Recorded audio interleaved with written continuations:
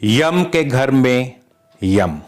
जी हां दोस्तों, 30 दिसंबर 2020 को यानी कि ठीक आज से 5 दिन के पश्चात यम के घर में यम पधार रहे हैं। शूद्र ग्रह यम यानी कि प्लूटो 30 दिसंबर को मकर राशि में प्रवेश करेंगे यानी कि शनि के घर में, और शनिदेव भी यम का ही स्वरूप माने गए हैं। यहां शनिदेव का दूसरा रूप यम ही है। यह घटना 248 साल के बाद इस शताब्दी में होने जा रही है। इस शताब्दी का सबसे बड़ा महापरिवर्तन, जो कि एक नए युग की शुरुआत भी करेगा। या यूं कह लीजिए कि कलयुग में एक युग खत्म तो दूसरा युग शुरू होगा। दोस्तों, आपने गौर किया होगा कि तकरीबन हर 20 साल में एक जनरेशन, एक पनीरी तैयार होती है। हर 20 साल में कुछ ना कुछ बदलाव अवश्य आते हैं। जो आज है वो 20 साल पहले नहीं था, और जो आज नहीं है वो शायद 20 साल बाद होगा। इसी को वैश्विक परिवर्तन भी कहते हैं, और ये कोई संयोग की बात नहीं। ऐसा होता है क्योंकि हर 20 साल बाद हम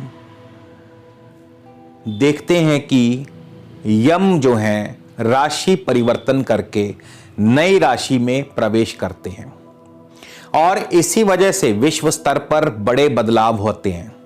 आज हम इसी बात की चर्चा करेंगे कि इस महापरिवर्तन का सभी 12 लग्न राशियों पर क्या प्रभाव पड़ेगा। दोस्तों, एक बात और बता दूं, ये जो परिवर्तन है, ये बदलाव कोई 1 या 2 दिन में नहीं आएगा, 1 या 2 महीने में भी नहीं आएगा, 1 या 2 साल में भी नहीं आएगा, बल्कि अगले 20 साल में ये परिवर्तन धीरे धीरे होंगे। क्यों? क्योंकि यम जो हैं एक राशि में लगभग 20 साल 6 महीने संचार करते हैं। तो स्वागत है आप सबका आपके अपने चैनल स्काई स्पीक्स पर। और इसके अलावा यदि आप किसी भी प्रकार का मुझसे निजी ज्योतिषीय परामर्श लेना चाहते हैं तो उसके लिए स्क्रीन पर मेरा व्हाट्सएप नंबर दिया है। आप इस नंबर पर मैसेज भेजिए, परामर्श शुल्क की जानकारी लीजिए, और यदि उचित लगे तो आप अपना अपॉइंटमेंट हमारे यहां बुक करवा सकते हैं।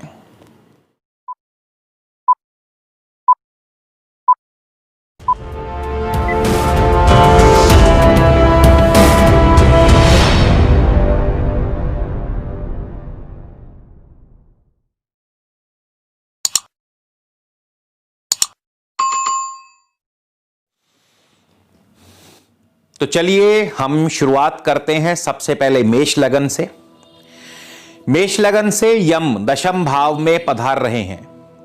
मेष लगन में जन्मे जातकों के लिए आगामी 20 साल में आपके महत्वाकांक्षाओं का पहाड़ बड़ा होता चला जाएगा। दशम भाव पावर का है, दशम भाव प्रोग्रेस का है, दशम भाव प्रोग्रेस की भूख का है। पावर की भूख, महत्वाकांक्षाओं की भूख, सत्ता की भूख बढ़ती चली जाएगी। आप कम समय में ही उच्च व महत्वपूर्ण पद पाने में सफल होंगे, मगर कपटपूर्ण तरीकों से। सत्ता के लोभ में निकट संबंधों से बिगाड़ पैदा हो सकते हैं। सीधे रास्ते की बजाय उल्टे रास्ते ज्यादा पसंद होंगे। शुभ प्रभाव में यदि यम हैं तो आप पुरानी सड़ी गली परंपरा को बदलकर नई स्वस्थ परंपरा को आगे बढ़ाएंगे। वृषभ लगन। वृषभ लगन में जन्मे जातकों के लिए लगन से नवमस्थ यम के आने से आप में बहुत ही साहसिक व जोखिम पूर्ण कार्य करने की ललक पैदा होगी।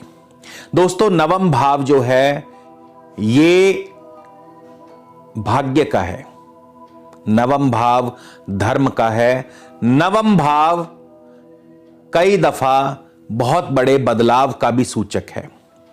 आपकी महत्वाकांक्षा उच्च होगी। आप अपने लक्ष्य को पाने के लिए अपने प्राणों की बाजी भी लगा देंगे। दृढ़ निश्चय, उत्साह व निष्ठा के साथ आप आखिरी दम तक अपने कार्य को पूर्ण करने में लगे रहेंगे। समाज की गंदगी को हटाकर जन कल्याण के कार्य करने का आपके अंदर जज्बा पैदा होगा। इसके लिए आपको आसपास व करीबी लोगों का भरपूर सहयोग व समर्थन भी प्राप्त होगा। दीन दुखियों की सेवा सहायता करते हुए आप एक उच्च कोटि के संत या सुधारक या नेता अथवा मार्गदर्शक के तौर पर भी प्रतिष्ठित हो सकते हैं। किंतु यदि यम किसी भी प्रकार से पाप प्रभाव में हुए तो हो सकता है कि आप तंत्र क्रियाओं में लिप्त हों।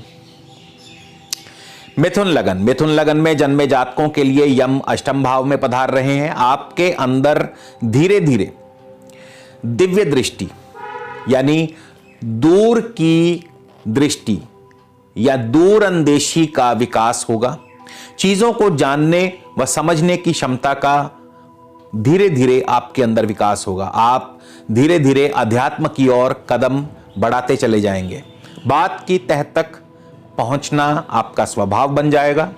ईश्वर भक्ति से एक ना एक दिन आप सिद्ध योगी व परम भक्त बनने के काबिल होंगे। कोई व्यक्ति तो माया या फिर तंत्र शास्त्र में भी उन्नति प्राप्त कर लेता है, लेकिन यदि अष्टम भाव में यम अशुभ प्रभाव में हो तो कई दफा गंभीर रोग या प्रताड़ना से जातक कष्ट पाता है, या फिर ऐसा जातक कई दफा रहस्यमयी परिस्थितियों में किसी अज्ञात स्थान पर चला जाता है।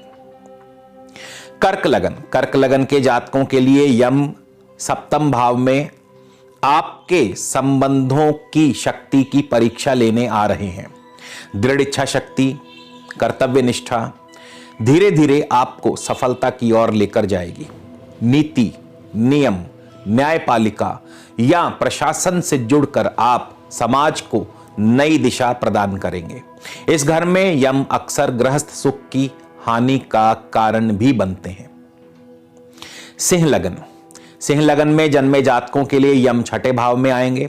आपकी बुद्धि में धीरे धीरे ठहराव आएगा, एकाग्रता बढ़ेगी, जिसके फल स्वरूप आप गहन शोध व अनुसंधान की तरफ सहज ही आकर्षित होंगे और सफल भी होंगे।